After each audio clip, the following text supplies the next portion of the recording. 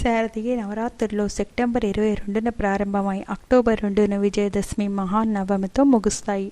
ఈ సమయంలో దుర్గాదేవి 9 రూపాలలో పూజిస్తారు. ప్రతి రూపానికి ఒక్కో రంగు ప్రాముఖ్యత ఉంటాయి. నవరాత్రులలో 9వ రోజున కన్యా పూజ చేస్తారు. 10వ రోజున మహానవమి సిద్ధిదాత్రి రూపంలో 11వ రోజున విజయదశమి జరుపుకుంటారు. ఇది రాక్షసుల సంహారానికి ప్రతీకగా భావిస్తారు. నవరాత్రుల విశిష్టత. దుర్గాదేవి 9 రూపాలు. నవరాత్రుల సమయంలో దుర్గాదేవి 9 రూపాలైన నవదుర్గలను పూజిస్తారు.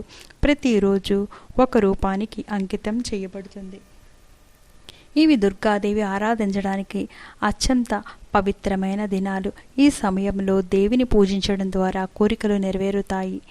దేవి అనుగ్రహం లభిస్తుందని నమ్మకం.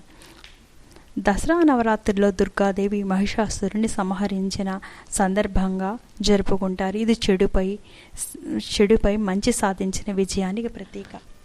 మహానవమి విజయదశమి 11వ రోజు 2025 నవరాత్రుల్లో 10 రోజులు కొనసాగి 11వ రోజున విజయదశమి పండుగ వస్తుంది. విజయానికి ప్రతీక.